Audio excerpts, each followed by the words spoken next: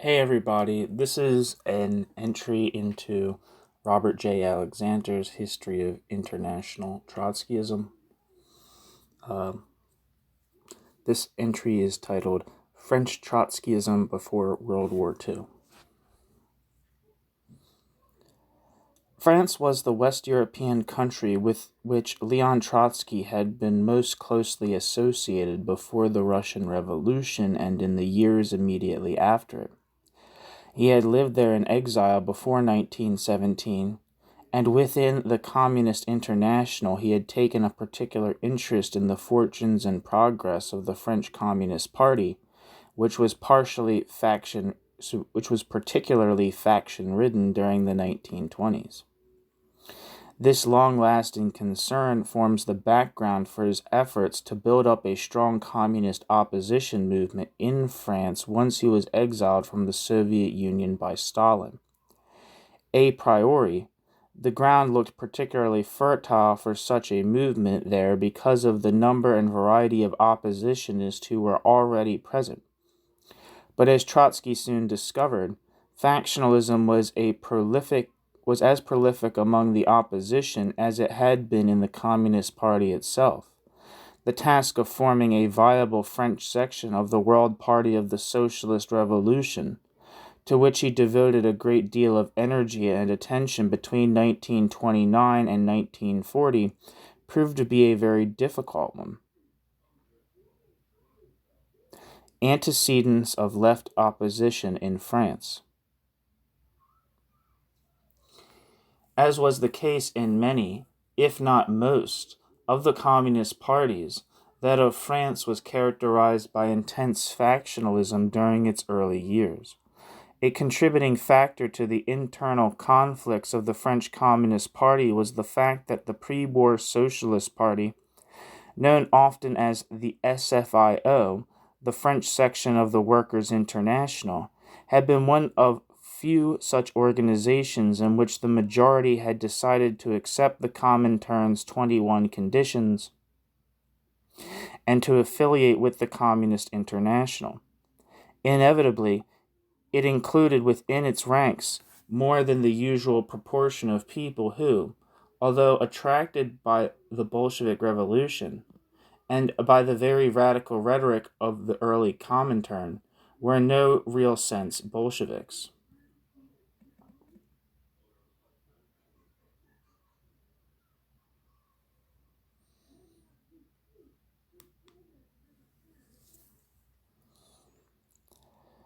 The quote, sorting out, end quote, of the various currents began even before the SFIO assumed the name Communist Party and officially joined the Communist International. It continued until after the triumph of Stalin in the Soviet Party and the Communist International, and was closely watched by the Soviet Party and the Comintern, both of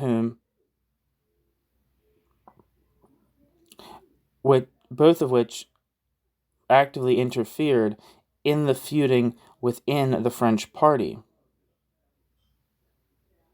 As early as 1922, Jules Humbert Droz, the member of the Secretariat of the Communist International, officially charged with oversight of the parties of Latin Europe and Latin America, was busy on the spot, trying to support those whom the Comintern considered real Bolsheviks and oppose those whom it felt were misfits in the French party. The editor of a volume of Humbert Droz's papers, covering his work in Latin Europe and America for the Comintern, noted that in 1922 the French Communist Party was characterized, quote, by violent factional struggles among the left grouped around Souvarine and Train, and the center-left, which with the Secretary-General Froissart and Cachin, the center-right of Renault, and the right, Verfeuille, Lafont, etc., and the, quote, ultra-lefts, end quote. That constellation was further complicated with the entry upon the scene of the revolutionary syndicalists and anarchists in the party, and the dispute over the question of relations between the Communist Party of France and the CGTU, which is the big trade union federation, detached from the CGT and dominated by revolutionary syndicalists, end quote. Okay, the CGT was the big trade union. I guess the CGTU was a breakaway dominated by revolutionary syndicalists.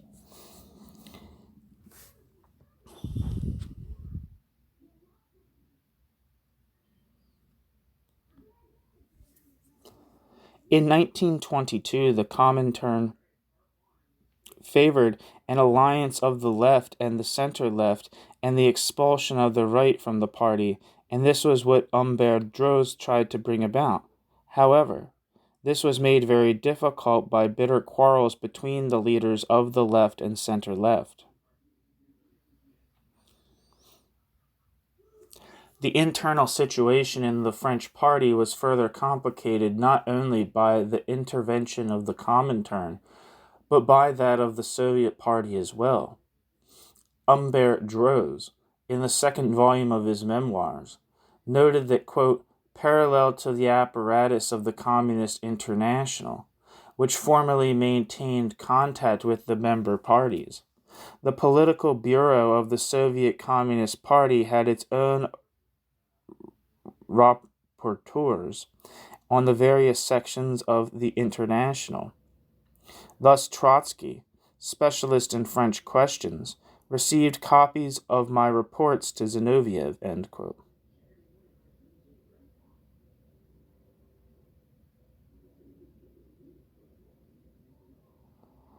Humbert Droz added that, quote, later, Stalin, who knew nothing of the international movement, organized a special section in his own secretariat to follow the affairs of the Comintern. He sent to the party's delegates who did not send their reports to the ECCI. The Secretariat of Stalin thus became the Russian duplicate of the ECCI, with powers naturally superior, depending directly on the chief and receiving his instructions, end quote. As a consequence of the internal factionalism in the French party and in some instances of action by the Comintern, a number of leaders of the left had been expelled from the French party or had left it voluntarily during the years preceding Trotsky's exile to Turkey. The first of these was Boris Souvarine, who had been editor of the, quote, internal bulletin, end quote, of the party and its delegate to the Comintern. Souvarine was a, quote, premature Trotskyist, end quote, his role being somewhat similar to that of Max Eastman in the United States. Jules Humbert Droz has indicated the reason for Souvarine's fall from communist leadership. Commenting on the Fifth Congress of the Comintern in the spring of 1924, after Lenin's death, in which there was widespread rumor-mongering about the struggle against Trotsky, which was already in full swing within the Soviet Party. He said that, quote, contrary to what it had done with the workers' opposition, the International did not publish the documents of the Trotskyist opposition, and the delegates were informed only by the most contradictory rumors which circulated in the corridors of the Congress. Only Souvarine had published in France the documents of Trotsky, which brought against him violent attacks and finally exclusion from the International, end quote. Humbert Droz noted that at the Fifth Congress, Albert Train, then closely allied to Zinoviev, chairman of the Comintern and at that time bitterly opposed to Trotsky, carried the battle against Souvarine. The result was that in the plenum of the ECCI, held right after the Congress, Souvarine was, quote, excluded, from the ranks of the Communist International, against only the votes of the Italian Communist Party, since Tagliati and Bordiga had taken up his defense, end quote. In the process of carrying out the so-called, quote, Bolshevization, end quote, of the French Communist Party decreed by Zinoviev as head of the Comintern during the period in which he was allied with Stalin, 1924 to 1926, Albert Train, purged the party of anyone suspected of sympathy for Trotsky. One of the most important of these was Alfred Rosmer, a one-time syndicalist who had become head of the left wing of the Labor Confederation, the CGT, during the First World War. He had participated in the Simmerwald Conference and was a member of the Communist Party from 1920 until he was expelled in 1924.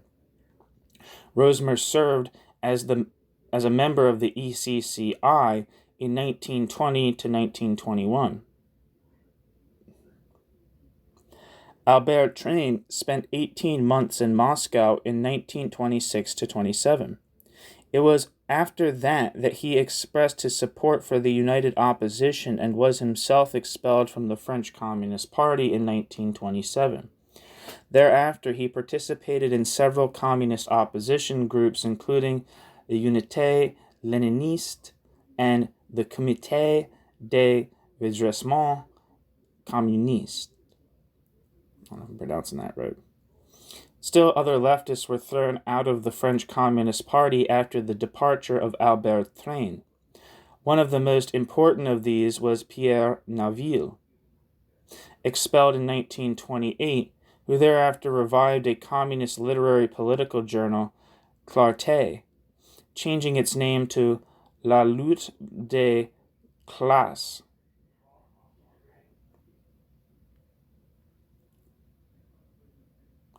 Another group of leftists expelled from the Communist Party founded the journal Contre le Coran, which first appeared in November 1927. It received some financial aid from the Russian opposition through the Soviet leader Y. Pyatakov. Among the most important figures in this group were Maurice and Magdalene Paz,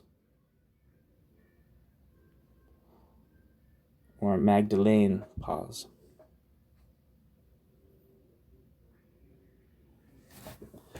Coffee break.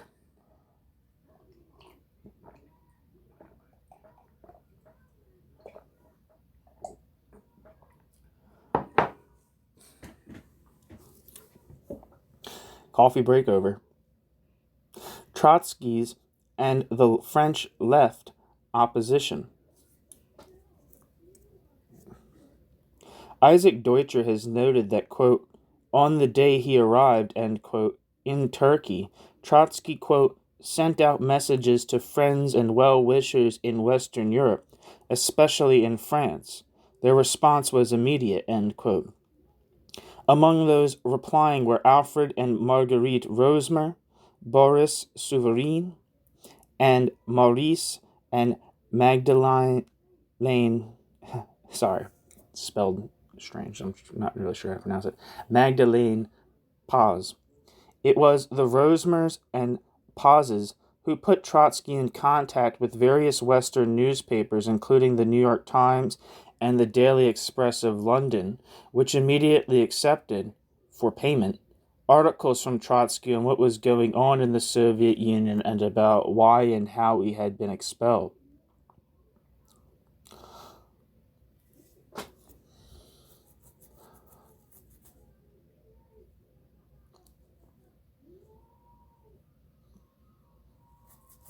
These two couples also came to visit him in Turkey. Maurice Paz also made a loan to Trotsky of 20,000 French francs to tide him over his first financial difficulties, a loan which, according to Isaac Deutscher, Trotsky repaid within a year. Some supporters whom Trotsky had never previously met also arrived to establish contact with him. One of those who was for many years to play a major role in the French Trotskyist movement was Raymond Molinier. Jean van Heijenoort recounted that, quote, at the end of March 1929, a young stranger arrived from Paris. On April 20th, Trotsky wrote to Paz, quote, personally, Raymond Molinier is one of the most obliging, practical, and energetic men that one can imagine. He has found a place for me to live, discuss the conditions with the landlady, and so on. He is quite ready to stay with us for a few months with his wife, end quote. Molinier had indeed won Trotsky's esteem. A few months later, Trotsky told a visitor, quote, Raymond Molinier is the prefiguration of the future communist revolution, end quote. Molinier went back to Paris in May, but his wife, Jean, or say it as Jean in English pronunciation, whose maiden name was Martine de Pellier, stayed on for a while in Principe, end quote. Principe being where Trotsky was forced to live in Turkey after being expelled from the Soviet Union. I don't know if I'm pronouncing that place right. Trotsky set about immediately trying to weld those French well-wishers and presumed supporters into a viable organization. However, several of those upon whom Trotsky had undoubtedly most counted proved to be an almost immediate disappointment. One of the first defectors was Boris Souvarine. Isaac Deutscher has noted that Trotsky had, quote, expected him to be the opposition's most articulate French mouthpiece, end quote. However, quote, to his surprise, Souvarine displayed intolerable airs and pretensions. He asked Trotsky to make no public statements without, quote, previous agreements with the French opposition, end quote, that is, with himself. Trotsky, anxious to avoid dissension, answered that he would make no pronouncements on French issues, but that so far he had spoken in public on Soviet and Chinese affairs only, on which surely he was entitled to have his say without asking for a French placet. Souvarine replied with an immense epistle, running to over 130 pages, packed with paradoxes, bon mots, odds and ends of shrewd observation and analysis, but also with incredibly muddled arguments, all advanced in a tone of venomous hostility which made a breach inevitable, end quote. That's from Isaac Deutscher. It should be kept in mind when hearing things from Isaac Deutscher about Trotsky's life that it's generally considered that his 3-volume biography is what you call a hagiography or hagiography. I don't know how you pronounce it, but is a celebration. It's not a critical biography. It's not strictly speaking scientific, even if it has. Even if it's well documented and not telling any actual lies, but it's coming at it or anything like that. But Trotsky is the hero of the biography. So anyone who ends up opposing Trotsky, from my understanding, at least from reviews I've read of Isaac Deutscher's biography, which is the 3-volume biography, that's so you should always, I don't know, when you're listening to this, you should probably think to yourself, okay, this is Isaac Deutscher speaking. Maybe Trotsky wasn't right. Anyway, that's just a side note. Trotsky's reply to this tirade was, quote, I do not see anything left of the ties that united us a few years ago, ... What guides you and suggests your paradoxes to you is the pen of a disgruntled and frustrated journalist, ... End quote. The pauses proved to be equally disappointing. Isaac Deutscher has noted that when the pauses visited him early in 1929, Trotsky, quote, urged them to unite their circle with the other groups to transform Contre des Courants into a, quote, great and aggressive, end quote, weekly speaking with the voice of the opposition, and to launch an ambitious recruiting campaign, end quote. According to Deutscher, quote, he worked out with them the plan of the campaign and promised his own close cooperation. They accepted his suggestions, though not without reservations, end quote. However, upon their return to Paris, Maurice and Magdalene Paz had second thoughts about the possibility of carrying out the plans agreed upon. Furthermore, quote, above all, they protested against his, quote, attempt to impose Rosmer's leadership, end quote, and they spoke disparagingly of the young Trotskyists spoiling for a fight as a bunch of simpletons and ignoramuses, end quote. Deutscher noted that, quote, nothing could be more calculated to convince Trotsky and the pauses, nothing could be more calculated to convince Trotsky that the pauses had in them little or nothing of the professional revolutionaries whom he was seeking to gather, end quote. As a matter of fact, Contre les Courants expired before the end of 1929. A third potential supporter whom Trotsky failed to win at that point to the French opposition, which he was trying to nurse into existence, was Albert Train.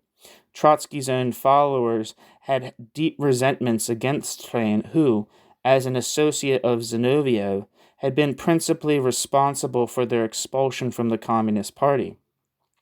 They wanted no part of Train, even after he too was expelled.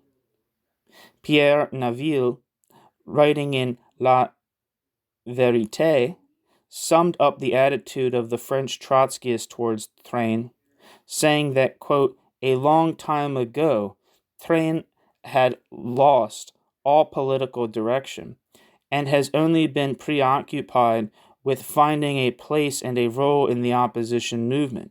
He has never gone beyond the position of Zinoviev. He has never attempted a serious critique of all his political errors between 1924 and now, ... end quote. I should say that Train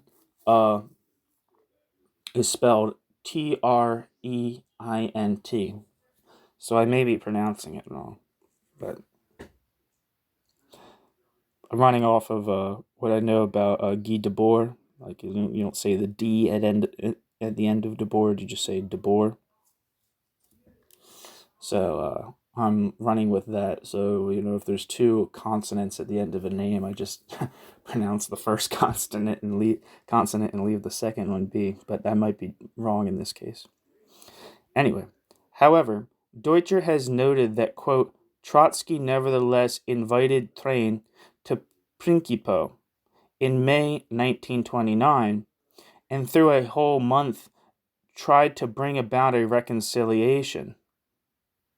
But the old resentments were too strong, and Train, trying to justify his behavior in 1924, did nothing to assuage them.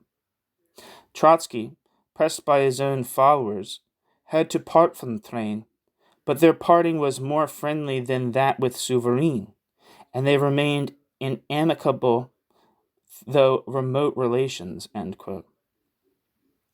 A fourth element which Trotsky had hoped to attract to his united French opposition consisted of the group of revolutionary syndicalists from the periodical Révolution Prolétarienne and the Syndicalist League. They were headed by Pierre Monatte, and Robert Dusson. The first name is Pierre, and the last name is spelled Monatte, and the second name is spelled Robert, and then the last name is Louzon. Trotsky had known them before 1917, and in part due to his influence, apparently, they had joined the Communist Party after 1920. Monatte and Louzon, like many others, had been expelled from the party during the campaign against Trotsky's followers. Of this group, Isaac Deutscher said that, quote, their personal attachment to Trotsky was still strong, but their experience with the Comintern confirmed them in their old distaste for politics and in the belief that militant trade union activity, culminating in the general strike, was the highway to socialist revolution. Hard as Trotsky tried, he did not manage to bring them back to the Leninist view of the paramount importance of the Revolutionary Party and induce them to join in the struggle for a reform of the Comintern, end quote. Launching of La Vérité. When all was said and done, those who finally rallied to Trotsky's banner in France and began more or less seriously the task of establishing an organization and beginning consistent agitation on behalf of Leon Trotsky's ideas and political positions constituted a mere handful. The three outstanding figures in the beginning were undoubtedly Alfred Rosmer, Pierre Naville, and Raymond Molinier. At the beginning, Molinier had not formally left the Communist Party. In this earliest phase of activity, Alfred Rosmer was the most important French Trotskyist.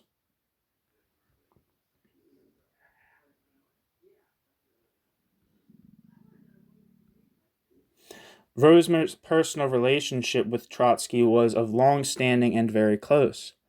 Rosmer was a generation older than most of his French colleagues, in fact 2 years older than Trotsky himself. At first it was upon Rosmer that Trotsky relied most, not only to start the work of building up the French left opposition, but to establish first-hand contacts with Trotsky's followers elsewhere in Europe. Isaac Deutscher has noted that, quote, in the summer of 1929, Rosmer went on a tour of Germany and Belgium to inspect and rally groups of the opposition there, and Rosmer established contact with Italian, Dutch, American, and other Trotskyists.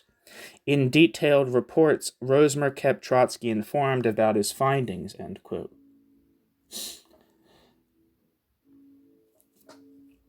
Trotsky felt that the first important task was to establish a newspaper which would be the official voice of the left opposition in France and a vehicle for publishing information and documentation on the movement elsewhere, particularly in the Soviet Union.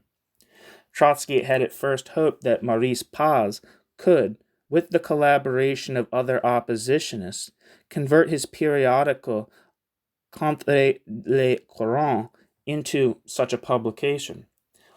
He soon lost patience with Paz's procrastination on the subject and entered into negotiations with Rosmer and others about launching a paper. Rosmer and those working with him were ready by August 1929 to begin publication of a weekly, La Vérité. Trotsky explained in a letter to Pierre Naville that, quote, under La Vérité's banner, have gathered active comrades from various groups only because nothing came of attempts to get support from one of the existing groups for the creation of a weekly, end quote. Trotsky further argued that, quote, of all the possible candidates for editors of the weekly, Rosmer has the most right to confidence, ... end quote, because of Rosmer's past history in the communist movement. Trotsky ended this letter to Naville saying that, quote, I gather, ... You are likewise agreed that the group now fused around Verité has in the given conditions the best chances of establishing the needed weekly, ... I should like to hope that you will soon also take the third step, namely, declare the cause of Verité to be your own cause, Naville and his closest associate, Gerard Rosenthal, did do just that, joining in the publication of the newspaper of the French left opposition. Meanwhile, in an open letter to the editorial board of La Vérité, dated August 6, 1929, Trotsky had given his enthusiastic endorsement to the forthcoming publication. He ended the letter, quote, "Dear friends, I am with you with all my heart. I joyfully accept your proposal for collaboration. I will do everything in my power to make this collaboration regular and systematic. I will try to supply articles for each issue on the situation in Russia, on events in world life, and on the problems of the international labor movement." End quote. La Vérité made its appearance on August 15, 1929. The first issue carried an extensive, quote, declaration, setting forth its orientation and point of view. This statement stressed that French capitalism was beginning a major crisis, and that the Communist Party of France, having been purged of most of its founding leaders, was in no position to take advantage of this crisis. Quote, "The danger, as we have said, is that a new crisis of French capitalism could catch the vanguard of the French proletariat unawares. The danger is that favorable situations can be allowed to slip by, one after another, as has been seen to occur in different countries after the war. Our task is to prevent this danger by an urgent and repeated appeal to the class consciousness and the revolutionary will of the proletarian vanguard." End quote.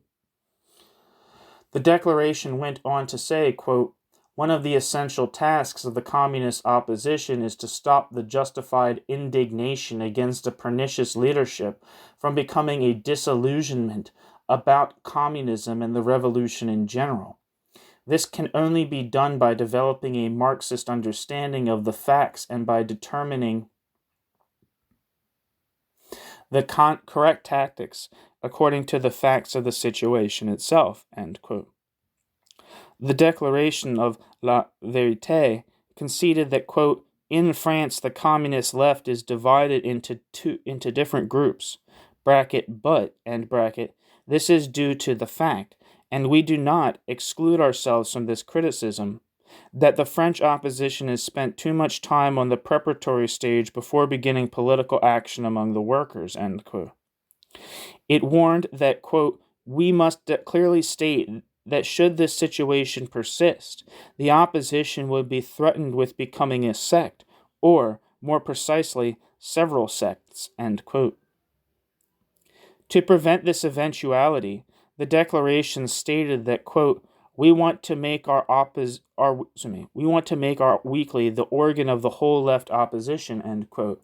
Hence, quote, "the orientation of the paper is sufficiently spelled out, we hope, by this declaration, ... That will not stop the editors from opening the columns of the paper to the expression of differing nuances of thought within the communist left." End quote. The declaration concluded, quote, "La Vérité is your organ," end quote. With the appearance of La Vérité, the periodical La Lutte des Classes, which Pierre Naville had been editing for several years, became the French Trotskyists' theoretical journal. It usually contained longer and more analytical articles than La Vérité.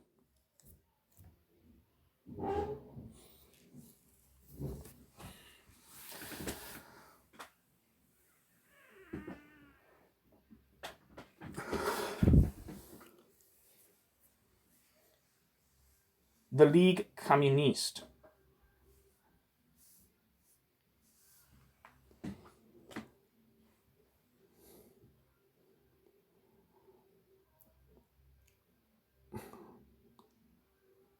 establishment of the Ligue Communiste. Once a left opposition newspaper had been launched, the next task, clearly, was the establishment of a formal organization by members of the tendency. In January 1930, Trotsky professed himself to be very optimistic about the possibilities of such an organization. Apparently writing in the Russian opposition bulletin, he said, quote, "La Vérité has introduced, or to put it in more modestly, has begun to introduce, order into this chaos. During the short period of this publication's existence, it has been fully confirmed that the Vérité grouping is not accidental, that it is now the basic nucleus of the communist left in France, and that the consolidation of the vanguard communist elements will take place around this grouping," end quote. Trotsky went on to say that, quote, "After the strenuous efforts of the first period, the gathering of forces will be accomplished ever more quickly. The revolutionary workers, searching for the correct revolutionary leadership, must be convinced through their own experience that, contrary to the lies and slanders of the Stalinists, the opposition will not pull them back to syndicalism or to the right toward reformism, and that it in no way seeks to begin history from the beginning, i.e., to build a new party in a new phase as if the war, the October Revolution, and the rise of the Third International had never happened," end quote. In spite of Trotsky's optimism, the left opposition remained a tiny group. Although a formal organization, the Communist League was established in April 1930. It did not succeed in gaining a mass following. Jean van Heijenoort has described the state of the Communist League 2 years after it was established. Quote, "At that time, there were no membership cards. We were so few, hardly 20 or so were really active," end quote. Van Heijenoort, which is spelled VAN space HEIJENOORT.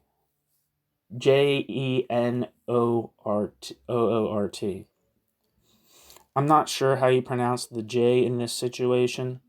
I'm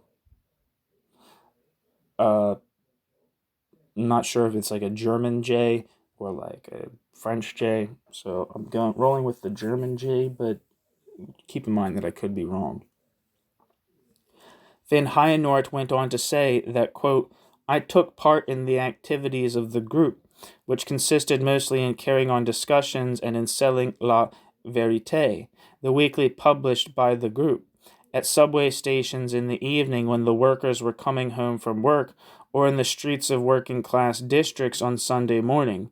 At night we would put up posters, and often ended up at a police station, since we had no money to put the required stamps on the posters," end quote. He observed that, quote, "I was the first member of the League who had not passed through the Communist Party or the Young Communist League," end quote. Compared to the Communist Party, the Ligue Communiste was minuscule.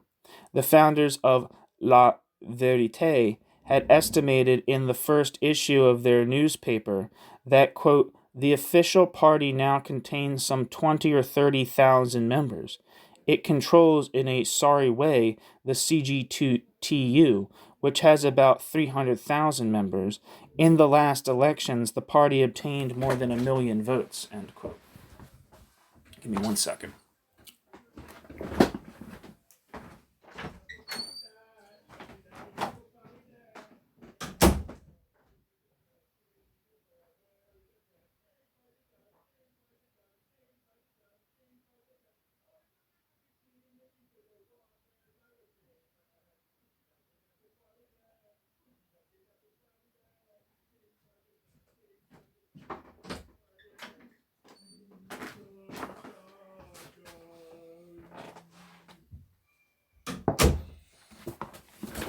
The first factional fight. In spite of its small size, the Ligue Communiste was the scene of the first of many bitter factional fights within a few months of its establishment. as was to be the case in the factional quarrels later in the decade. The principal figures on the two sides were Pierre Naville and Raymond Molinier. In this first quarrel, in the middle of 1930, Alfred Rosmer was aligned with Naville, although he finally withdrew from the organization in November 1930. We have noted that Raymond Molinier had been very helpful to Trotsky when the exiled Russian leader was first settling down in Turkey, and that Trotsky had developed a high regard for him. For about half a dozen years, Trotsky was to continue to be favorably disposed towards Molinier. However, from the beginning there was a certain cloud of suspicion which hung around the man. As Naomi Allen and George Brightman explained it, quote, some political opponents charged that he was an unscrupulous businessman and adventurer who did not belong in the revolutionary movement. His reputation was also clouded by a business bankruptcy and allegations that he had pleaded insanity to escape imprisonment for desertion as an army conscript in the 1920s. Rosmer and Naville thought Molinier was unfit to be a leader of the French section, ... end quote. The campaign of rumors against Molinier had become an issue as early as June 1929, when Trotsky had written Pierre Gouget that, quote, I am in complete agreement with you that we cannot tolerate lies and slanders spread about a comrade who is distinguished from others by the fault of being more energetic and more generous in his actions. There can be no doubt the many comrades will be exposed to, quote, arguments, end quote, of this kind, end quote. Trotsky proposed that the members of the French left opposition lay the issue at rest once and for all by setting up a commission, quote, composed of irreproachable revolutionaries, end quote, to look into it.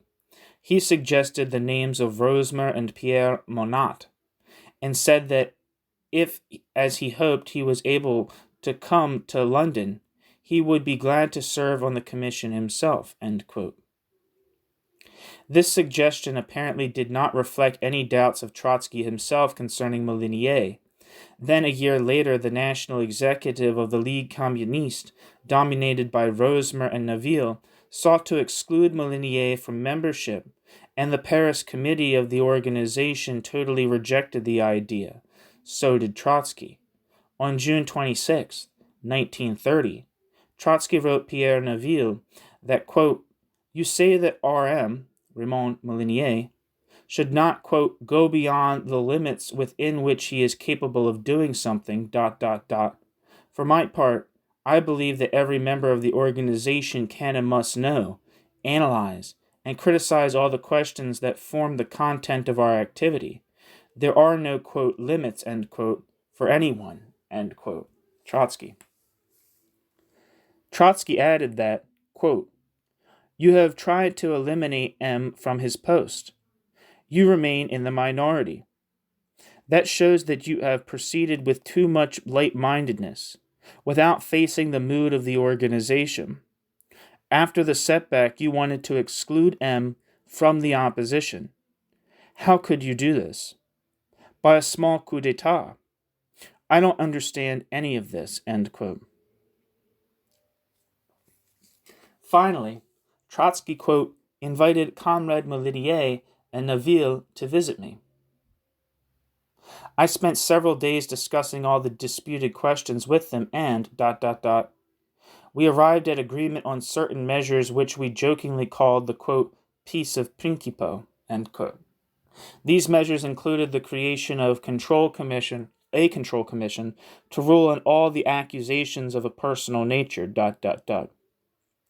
At a plenary session of the League, these measures were adopted unanimously, ... end quote. Peace was by no means totally restored. Trotsky, about a year later, reported to the leadership of his Belgian group that, quote, the conditions of the, quote, peace of principio, end quote, were violated in a disloyal fashion by Comrade Naville. Comrade Rosmer thought it possible to continue casting unwarranted aspersions on the character of Comrade Molinier without addressing himself to the Control Commission, end quote. This struggle undoubtedly seriously weakened the French Trotskyists.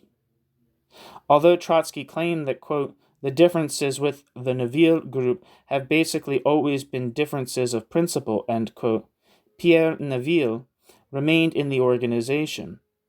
In contrast, Alfred Rosmer withdrew from the French League and the international organization.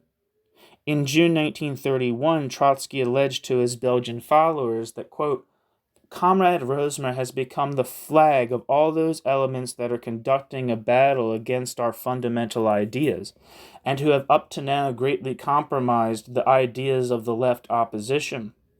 Compromised them to a far greater extent than they have propagated them, end quote. Isaac Deutscher has noted with regard to Rosmer that, quote, for several years he refused to meet him or even to exchange views, end quote, with Trotsky.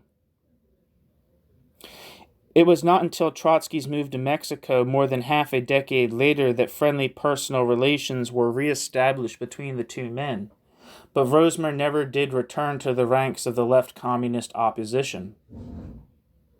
Meanwhile, Trotsky wrote to Pierre Naville, quote, you know, I've never seen faction fights like yours. With us, bracket, Russians, end bracket, there were many of them. It wasn't always sweet, oh no. But ferocious rows like yours, no. I've never seen that. It's extraordinary. How is it possible? It must be straightened out, end quote. Stagnation of the Ligue Communiste, 1930 to 34. The years 1930 to 34 were a period of relative stagnation for the French Trotskyist movement. The Ligue Communiste remained a tiny organization, predominantly middle class in social composition and quite unable to make any significant imprint on French politics, even on the politics of the French left. There were some new adhesions to the movement during this period. Albert Train, the old Zenovievist, finally did join the Ligue Communiste in May 1931. However, Train had brought very few... Sorry, alarm going off. However, Train brought very few other people with him and apparently sowed a certain amount of dissension in the ranks of the League because of his constant attempts to justify his actions when, as head of the Communist Party, he had major responsibility for expelling the Trotskyites from the party. Trotsky on various occasions sought to have Train drop the subject and get on with the work of building a viable left communist opposition. He even had Train come to Principe to talk things over personally, but it would appear that to a considerable degree the two men talked past one another. Another addition to the League's ranks was a small group of Yiddish-speaking Jewish workers, principally in the Paris region. The group issued a periodical, Klarheit, bracket, clarity, end bracket. Trotsky was not particularly happy with the performance of these new adherents, accusing them of not integrating themselves into the general work of the League, but of trying to function as an autonomous, if not independent, organization within the League, along the lines of the Jewish Labor Bund in pre-revolutionary Russia. Their principal virtue seems to have been that they were a predominantly working-class group. Early in 1934, the French Trotskyists had considerable hope of attracting an important dissident element which broke away from the Communist Party. This was the CP unit of Saint Denis, or Denis, Saint St. Denis, Denis. It's probably Saint Denis. I don't know. In the working class environs of Paris and led by Jacques Doriot, mayor of Saint-Denis, Oh, it's a place. Saint Denis, one of the major figures in the French Communist Party. Doriot was a, quote, premature, end quote, advocate of a united front between the communists and the socialists, adopting this position more than 6 months before the Communist Party itself suddenly accepted it, presumably on the direction from the CPSU and the Comintern.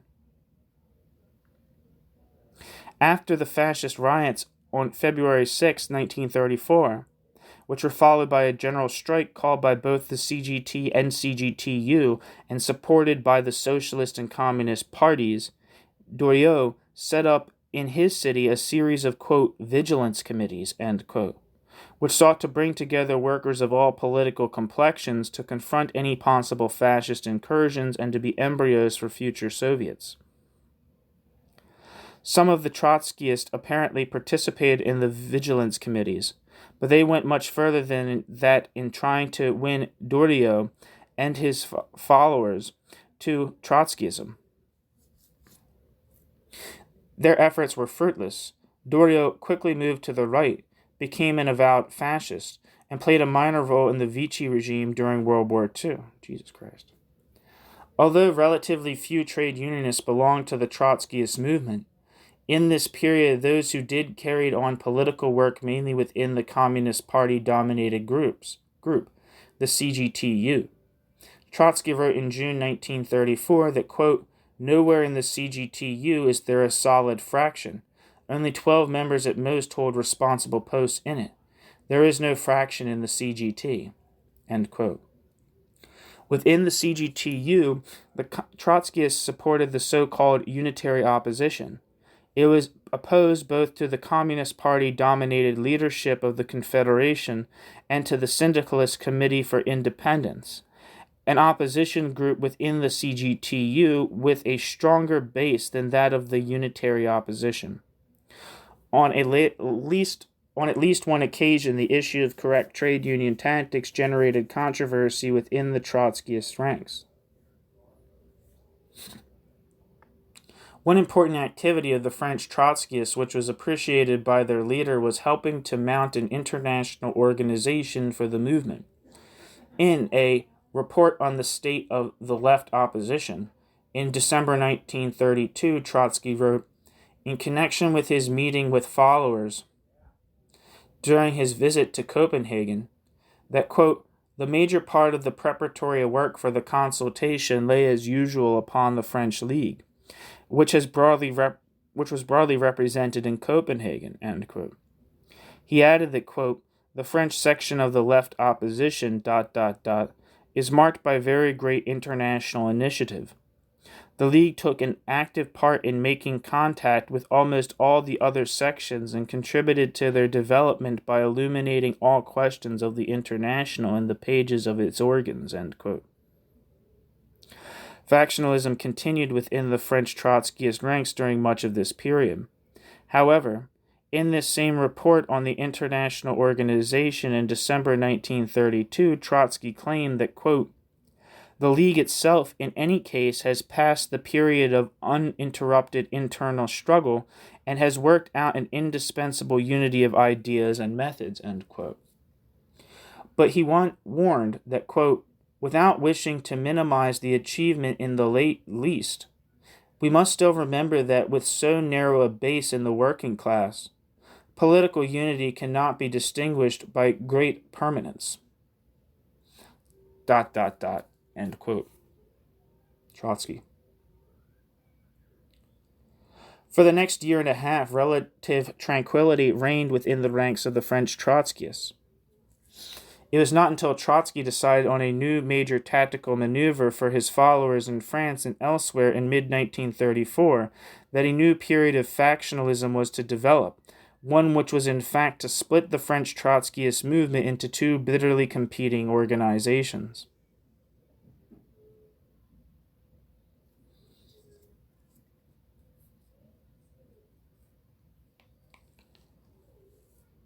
I'm assuming that's the French term, or whatever, the advocacy of entrism within mainstream parliamentary left party has. Let's see.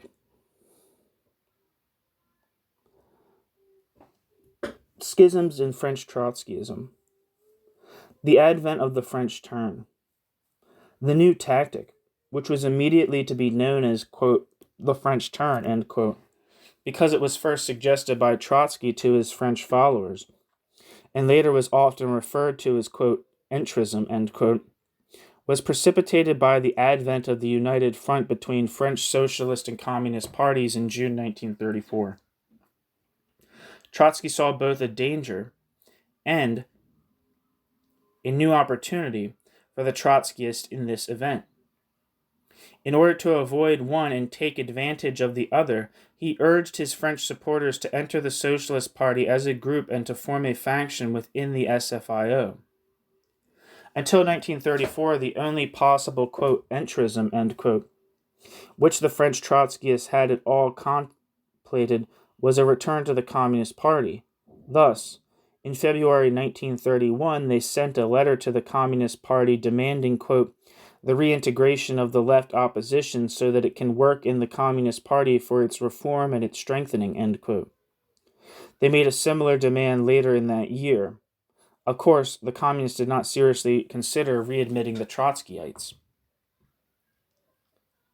The formation of the United Front, which provoked the idea of the French turn, had come about in part because of the beginning of a change in the third period extremely sectarian line of the Communist International. It was more immediately provoked by the events of February 6, 1934, when there were serious riots provoked by several fascist and semi-fascist groups. These riots brought about the fall of the government of Edouard Daladier and establishment of a, quote, national unity, end quote, cabinet, headed by ex-president Paul Demergue, Domergue. At the time of the installation of the Demergue regime, the Trotskyists had unsuccessfully called for a general strike against it. The issue of entrism into the Socialist Party generated considerable conflict within the French Trotskyist ranks. Although this controversy in France was fairly quickly resolved, the concept of the Trotskyist functioning within non-Trotskyist political parties was to remain an issue of violent debate for the next half-century. Trotsky made his proposal for his French followers to enter the Socialist Party in June 1934. He did so in several documents, one of the most extensive of which was, quote, the State of the League and its Tasks, end quote, dated June 29, 1934. In this, he presented his reasons for his recommendation and the nature of the entrism which he was proposing. Summing up the danger of isolation of the Ligue Communiste, which he foresaw if they continued to function independently in the face of the Socialist Communist United Front, he wrote, quote, in the revolutionary struggles that are beginning, our frail cruiser will throw itself into battle. But in the wake of large political formations, which are starting to put their ranks in battle order through the United Front, the maneuver itself absorbs the entire attention of the crew, whose eyes are fixed anxiously on the horizon. And the tougher the struggle becomes, the more the respective general staffs will be able to isolate our frail ship, even to sink it. That is the real danger in the present situation. We seem to be coming to these struggles from the outside, ... end quote. Given that situation, Trotsky argued, the Trotskyists needed to be able to work within one or another of the parties of the United Front. He commented that, quote, as revolutionary parties, the SFIO and CP are equally bankrupt. But in this period of upheavals and readjustments, it is our task to adjust our tactics according to both our knowledge of the environment and our opportunities for creating the new revolutionary party. We must therefore observe that the internal political life of the Stalinist party is nil, and that the possibility of smuggling a tendency into its midst must be excluded. The Socialist Party, on the other hand, has preserved throughout this whole period a relatively intense life, all proportions considered. End quote. Trotsky also noted with regard to the SFIO, quote, the fact that the internal regime, in spite of the bureaucracy's power, has not yet straitjacketed the rank and file and permits a certain freedom of movement among sections of the workers. End quote. Trotsky urged that his followers openly enter the SFIO. He argued that, quote, its internal situation permits the possibility of our entering it under our own banner. The environment suits the aims we have set of ourselves. There is no question of dissolving ourselves. We enter as the Bolshevik-Leninist faction. Our organization ties remain the same. Our press continues to exist as just as do Bataille Socialiste and others. End quote.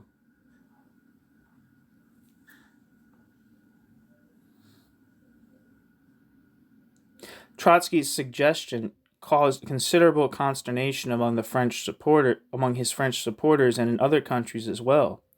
Naomi Allen and George Brightman have noted that, quote, the proposal to enter the SFIO came as a shock to many members of the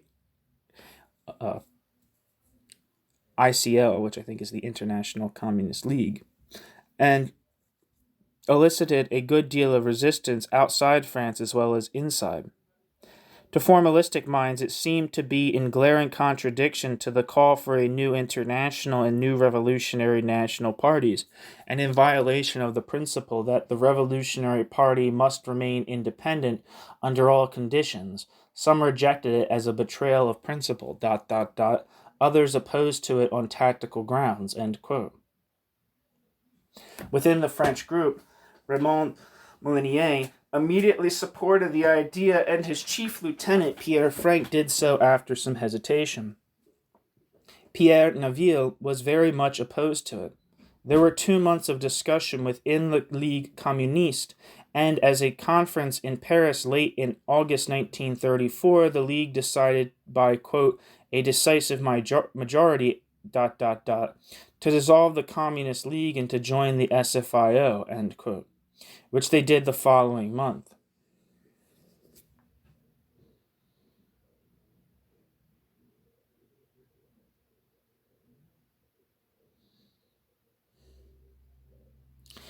There, they established the Groupe Bolchevique Leniniste, GBL, with La Vérité as its publication. Pierre Naville did not agree with this decision. For some time, he and his closest followers refused to abide by it, although subsequently they did join the SFIO, where they formed a separate group known as the Internationalist Communists. That group maintained La Lutte des Classes, which had until then been the theoretical organ of the Ligue Communiste, as its publication. In October 1934, the International Communist League, the movement's international organization, had a plenum in Paris, attended by, among others, James P. Cannon of the American Trotskyists. It adopted a resolution urging the Naville group to join forces with the GBL, quote, on the basis of a common discipline, end quote. However, the two Trotskyist groups remained separate until, under Trotsky's insistent urging, they finally reunited at a Congress in September 1935, by which time the reversal of the French turn was already underway. Give me a second, let me get some water.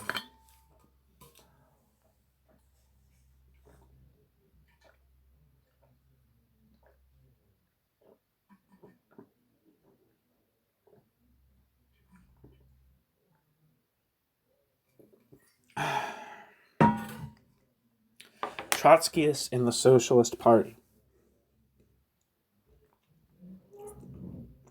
The French turn proved to be a profitable one for Trotsky's French followers. Very quickly, they were able to develop an appreciable degree of influence within the SFIO, and particularly in its youth group. However, subsequent factional struggles within the Trotskyite group over the question of withdrawing from the SFIO resulted in the loss of much of the ground gained during the execution of the policy. The Trotskyists made particular progress within the Seine Federation of the Socialist Party, covering Paris. The U.S. Trotskyist periodical New Militant reported in April 1935 of their French colleagues that, quote, their influence in the Socialist Party has grown rapidly, until almost every militant, in the Seine district at least, is a propagandist for their ideas.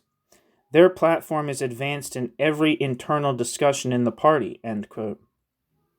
This article continued, quote, their press, La Vérité, and their pamphlets have a wide circulation not only inside the party but outside as well.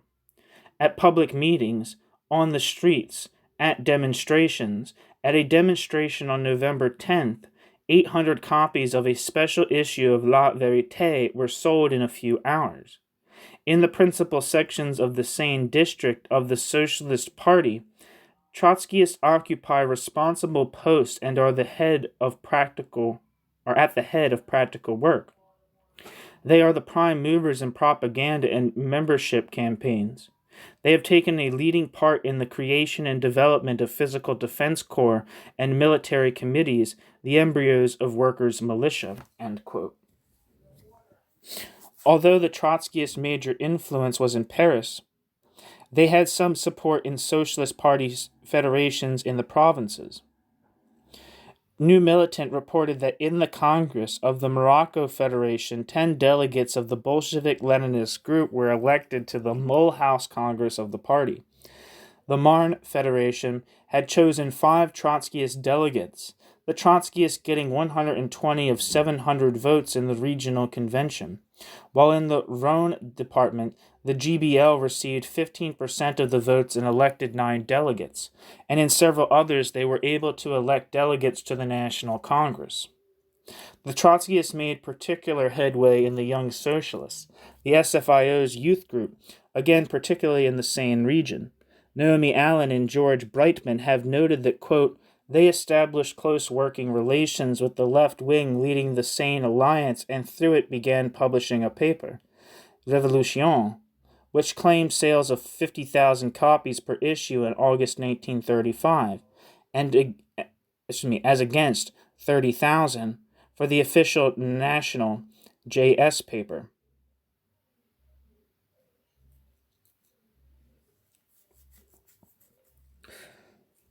This left bloc had around 1/3 of the delegates of the National JS Congress in July, end quote. The JS being the Young Socialists.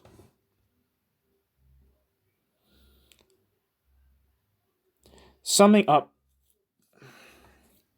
the successes of the Trotskyists within the SFIO, Daniel Guérin, who became like an anarchist communist, or libertarian Marxist, libertarian communist, however you would, I'm not exactly sure which moniker he'd prefer. Daniel Guérin was authority for the assertion, summing up the successes of the Trotskyists within the SFIO, Daniel Guérin was authority for the assertion that, quote, even if the Trotskyist conceptions of organization violated the libertarian penchant of the socialists, the Bolshevik-Leninists, by their, quote, revolutionary lucidity, end quote, and their, quote, courage, end quote, succeeded in carrying out a, quote, profound propaganda, end quote, and had a, quote, happy influence on Marceau Pivert, whom they pushed towards the extreme left, end quote.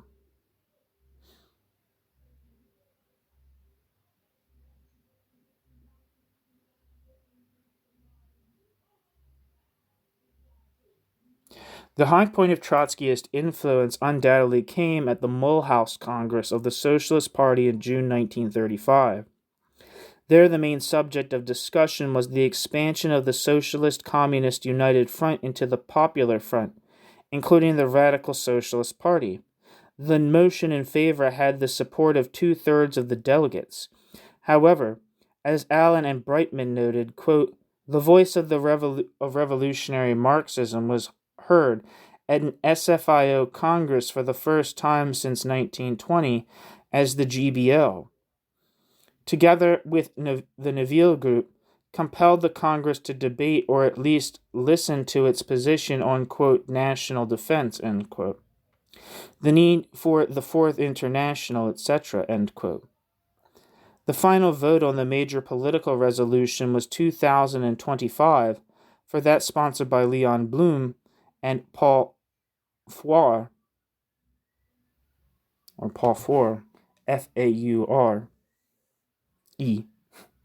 777 for that of the non-Trotskyist left, and 105 for that of the GBL. To the National Administrative Committee of the Socialist Party, with Pierre Frank as his alternate. Although not elected to any position at the Mulhouse Congress, Pierre Naville participated actively in the debate on several of the issues presented there. He was subjected to considerable heckling from non-Trotskyist delegates.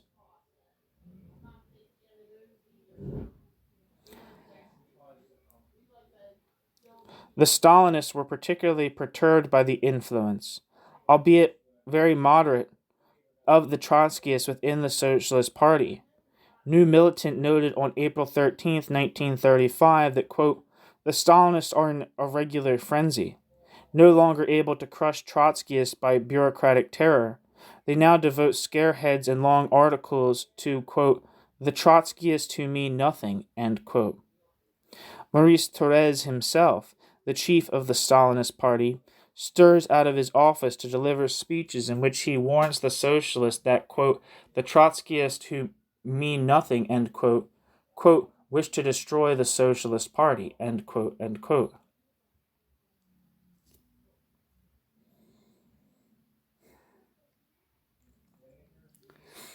The Trotskyists seem to have underestimated the importance of the Stalinist pressure against them. Naomi Allen and George Brightman have noted that, quote, Blum's warning that the GBL would be ousted if it obstructed collaboration with the Stalinists was not taken seriously by the GBL leaders, who seemed indifferent to the heavy pressure that the Stalinist bureaucrats were exerting on their social democratic counterparts to purge the, quote, Trotskyist, end quote, end quote. Naomi Allen and George Brightman.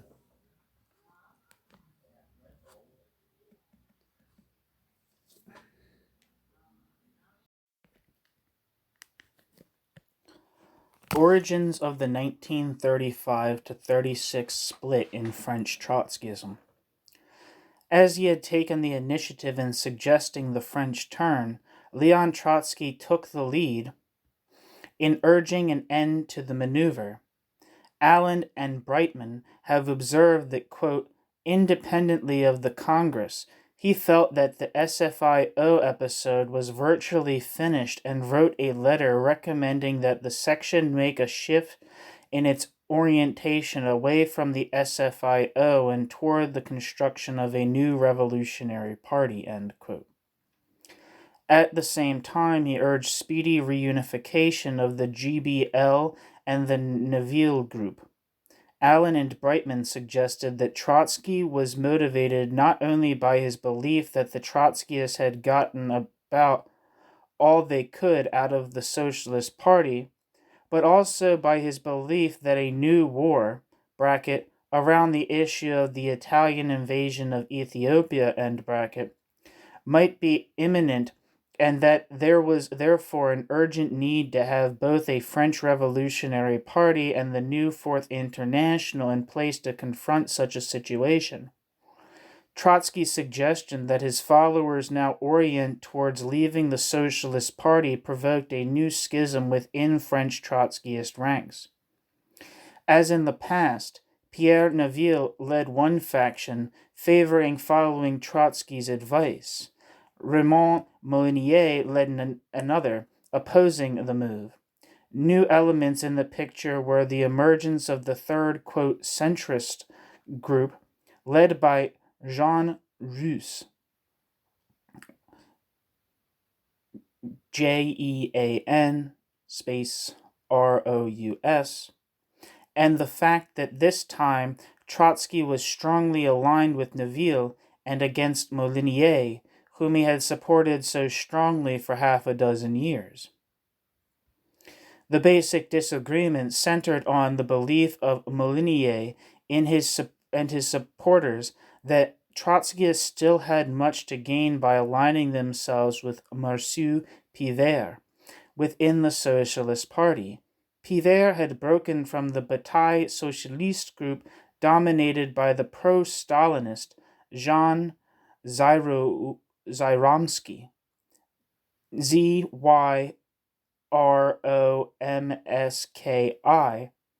to form his own revolutionary tendency, RT, and Molinier fought to have the Bolshevik-Leninists join forces with the RT. Naville strongly opposed that idea in words, but was slow about organizing a formal withdrawal of the group Bolshevik Leninist, reunited in September 1935, from the Socialist Party. The Jean Rous group sided basically with Naville, but was more willing than Naville to give Molinier room to experiment with the Pivert Socialists. Trotsky was unhappy about all three groups of his followers. He felt that Naville had the right orientation, but was very critical of his unwillingness to put that orientation into effect.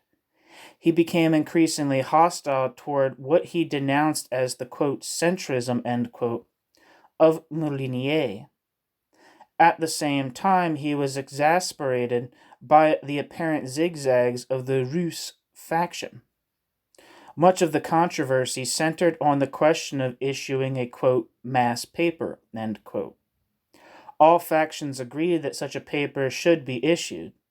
Various alternatives, converting La Vérité into such an organ, using the Young Socialist Revolution, or issuing an entirely new paper, the notion favored by Molinier, were suggested.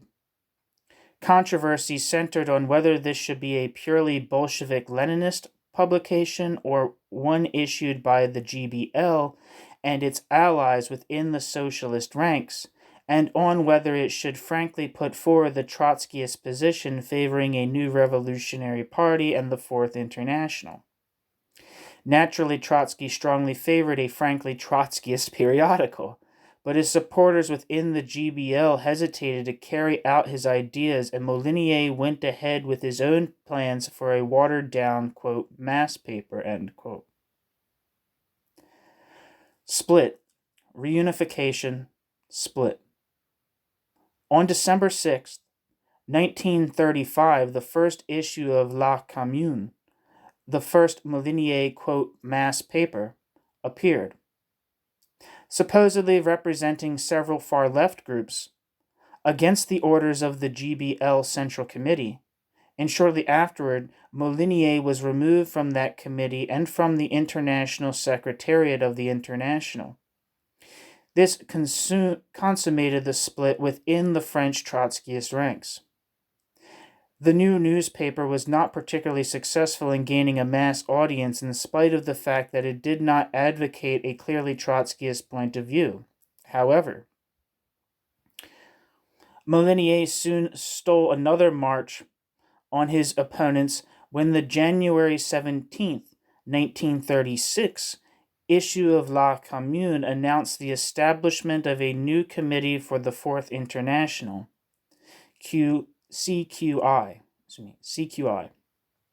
and soon afterwards announced that the CQI was applying for admission to a new secretariat for the Fourth International, known as the Amsterdam Secretariat, which the international movement had recently established. Molinier followed this up by organizing a convention to launch a new party on March 7, 1936, which resulted in the establishment of the Internationaliste Communist Party, Parti Communiste Internationaliste, PCI, which proclaimed itself to be the, quote, French section of the Fourth International, end quote. The GBL faction, headed by Pierre Naville and backed by Léon Trotsky, was also moving towards the establishment of its own party. The first step was taken early in January 1936 when the Bolshevik Leninists and their allies in the Young Socialists formally established a new organization, the Revolutionary Socialist Youth, Jeunesse Socialiste Révolutionnaire, JSR. It continued to publish the organ of the Young Socialist, Révolution. The GBL and JSR issued a joint proclamation calling for the establishment of a new revolutionary party. However, although the GBL had planned for a Congress to found a new party to meet on April 2nd, after the establishment of the PCI in March, the International Secretariat urged the GBL to seek reunification. As a result, the planned Congress was called off. Negotiations went on for several months between the two Trotskyist groups aiming at their reunification. During that period, both groups ran candidates in parliamentary elections, although the GBI refused to collaborate with the PCI in the campaign. Neither group got more than a few hundred votes in any one constituency. Finally, on May 31st, 1936, the GBL was converted into the Internationalist Workers' Party, Parti Ouvrier Internationaliste. Then, on the following day, it merged with the PCI under the name of the POI. And this new group was promptly recognized as the French section of the International Communist League. It was reported to the Unity Convention that the new POI had 615 members. The Central Committee of the new party was composed of 7 from the old GBL, 7 from the PCI, and 3 from the JSR. Raymond Molinier became a member of the Central Committee, but not of the Political Bureau. The official organ of the new POI was to be called La Lutte Ouvrière, and the details of a new party constitution were left for discussion by a Congress which was supposed to meet on August 15, 1936. But the new unity did not last for long.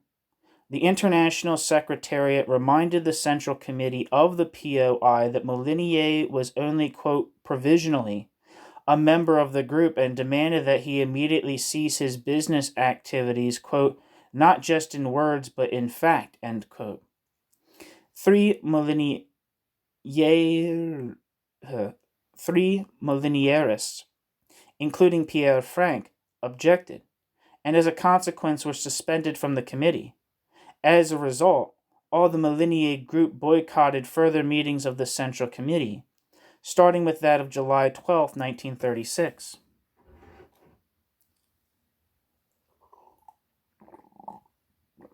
Trotsky was clearly aligned with the anti-Molinier group, as a result of which Molinier and one of his associates went to Norway to see Trotsky. But although listening to them, Trotsky refused to negotiate with them in any way.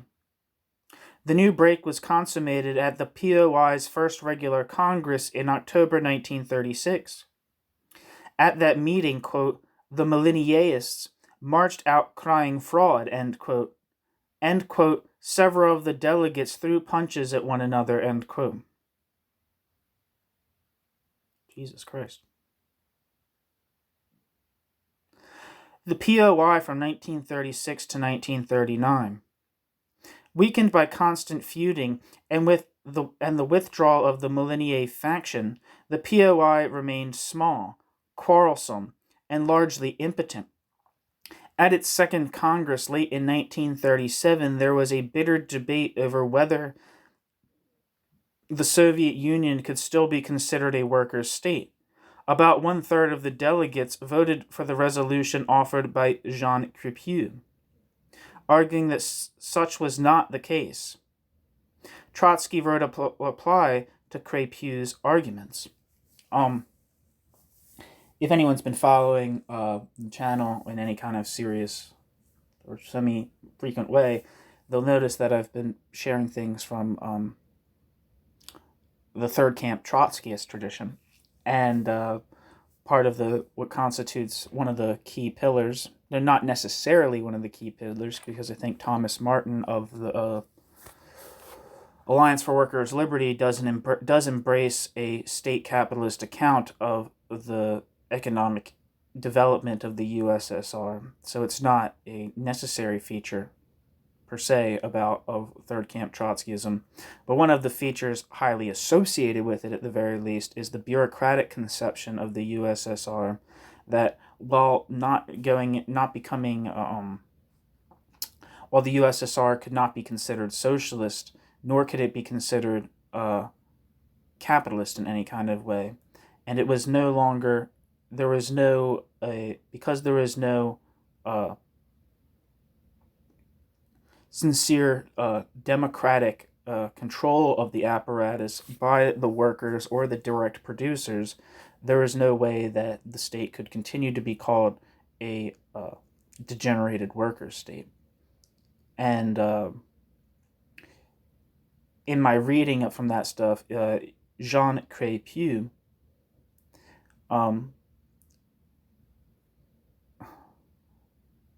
I don't know if they said their name was Jean. I think it might be something else, but in this it's saying Jean, so just say Crépieux.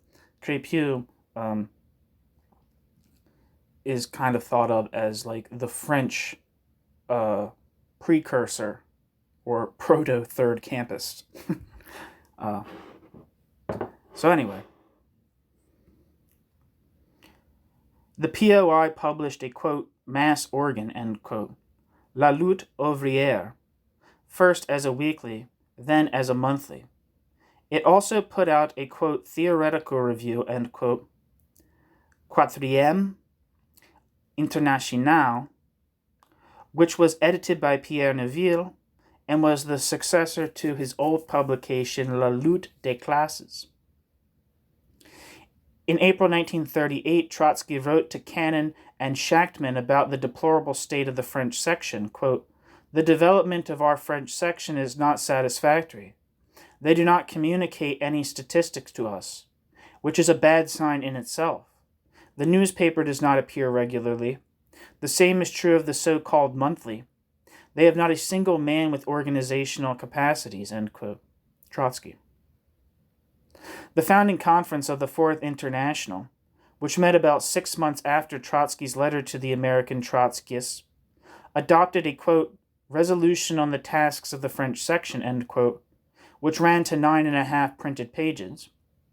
The tone of that document can be gauged from its argument that, quote, the inadequacies of the POI's leadership are shown by an increasing organizational letdown, with, as a sequel, the existence of a certain, quote, revolutionary amateurism, the lack of a serious party administration, of a normally functioning national treasury, and of a lutte ouvrière editorship which is stable and full of the spirit of emulation. Naturally, to some extent, these inadequacies result from the lack of even a modest organizational apparatus composed of comrades who devote all their time to party work, end quote. This resolution criticized virtually all aspects of the functioning of the POI. It noted that, quote, the POI's financial situation has always been very bad. The duties are either not paid at all, or if they are, not the duties, the dues, that makes sense. The dues are either not paid at all, or if they are, it is just by luck, without supervision of the leadership, end quote. It urged establishment of a full-time treasurer, and that, quote, anyone who will not pay his dues regularly should, after due warning, have his membership of the POI cut off, end quote. The Fourth International was very critical of la lutte ouvrière. Quote, first of all, it is necessary to fight against the stupid and primitive ideology which has crept in under the borrowed label of, quote, mass newspaper, end quote, end quote. It argued that articles be signed, that the paper be better edited, and written so as to be attractive to workers. Furthermore, it argued that, quote, to keep up its regular weekly appearances is an absolute duty, end quote. The resolution was particularly critical of the failure of the POI to work effectively in the labor movement in spite of constant proclamations of its intention to do so. It commented that, quote, the lack of direct trade union work has failed to make the development of the workers' struggle and the exact understanding of their demands really living subjects in the party. Thus it comes about that, with its weak forces, the POI has weak connection in the factories, a work insufficiently tied up with the workers' day-to-day lives, end quote. The Fourth International proposed a series of organizational reforms which the POI should make. It promised that if the kind of steps it suggested were made, the International Secretariat would guarantee to provide some subsidy to the French section, quote, in order that the French section may get its paper out with regularity and assure the functioning of its activities and its organizational work according to the general measures herein recommended, end quote.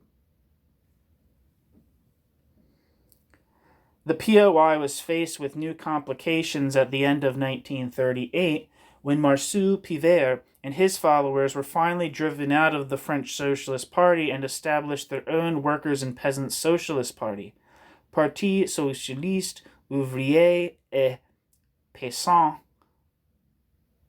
PSOP.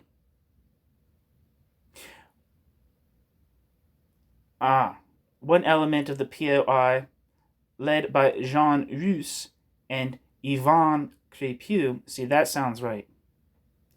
I think it is Ivan. It says Ivan, but I think it's spelled like Y-V-E-N. Not sure. That's the right name, not what Alexander said before. One element of the POI, led by Jean Rousse and Ivan Crépieux, favored a new, quote, entry, end quote, into the PSOP, but Johannes Bardin and Pierre Naville, with a majority of the POI leadership, opposed this.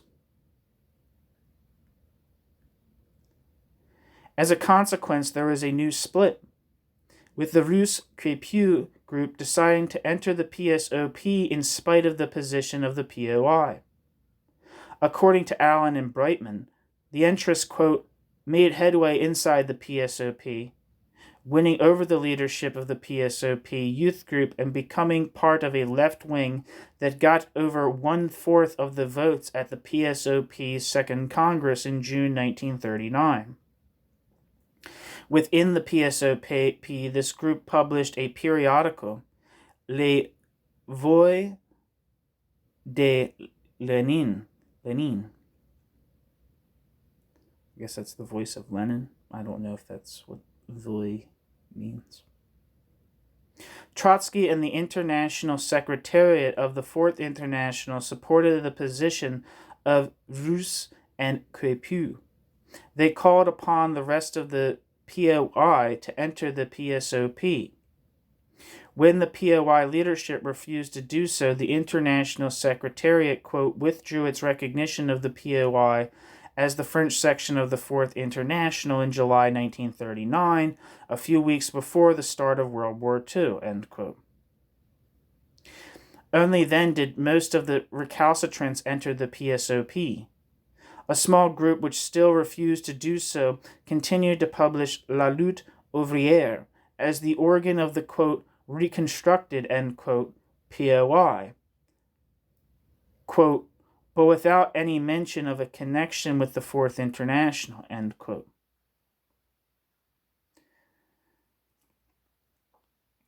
The PCI from 1936 to 1939. The PCI of Raymond Molinier and Pierre Naville was in much better shape than the POI during much of this period. Trotsky wrote to Cannon and Shachtman that, quote, I know practically nothing about the real state of the commune organization, but their paper is incomparably richer. Until last month it appeared weekly. Now it appears in small format 3 times a week. They published a thick, quote, theoretical, end quote, symposium and numerous leaflets and pamphlets, end quote. Trotsky recognized that, quote, this competition is causing general confusion and is extremely prejudicial to our section, end quote.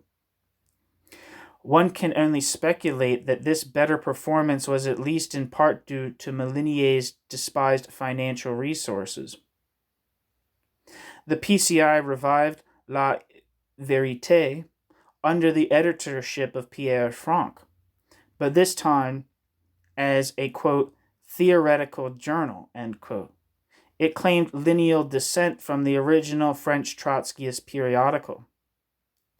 The appearance of the PSOP of Marcel Pivert presented much the same problem to the PCI as to the POI.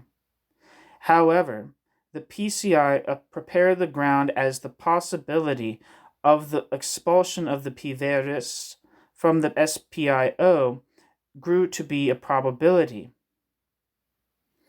A number of the youth of the PCI, led by Rudolf Prager, were sent into the Autonomous Federation of Socialist Youth dominated by the Piverist group.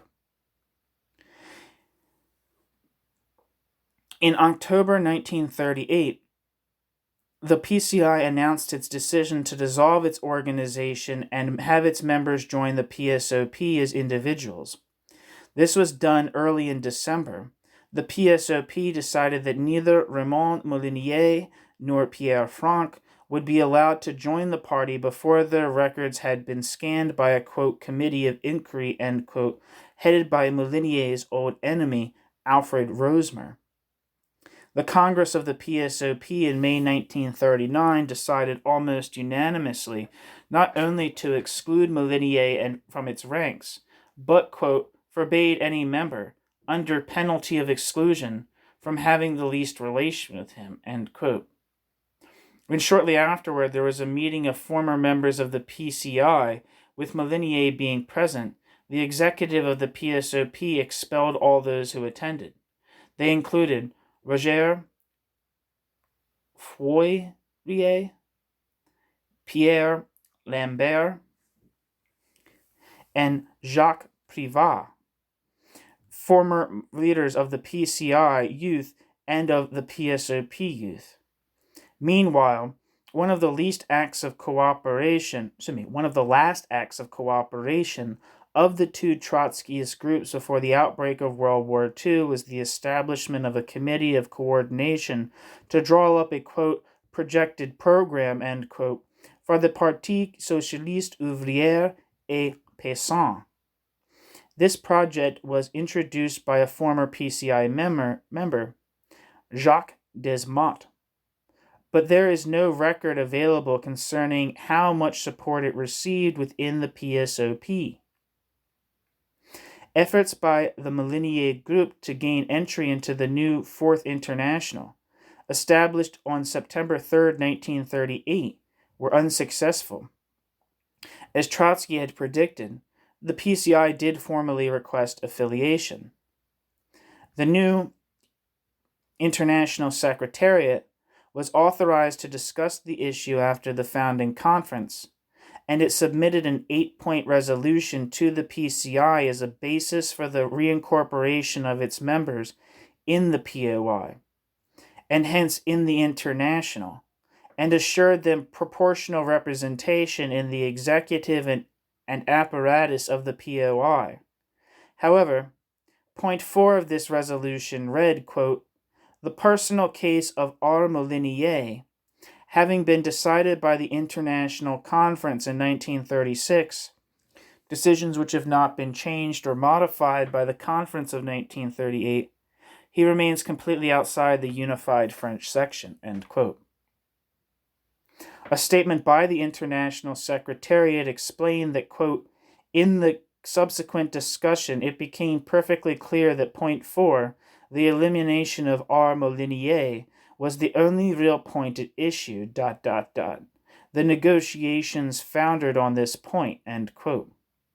Thus, the PCI was not admitted to the Fourth International, with the exclusion of the POI from the International in July 1939. The result was that with the outbreak of World War II, international Trotskyism had no official affiliate in France.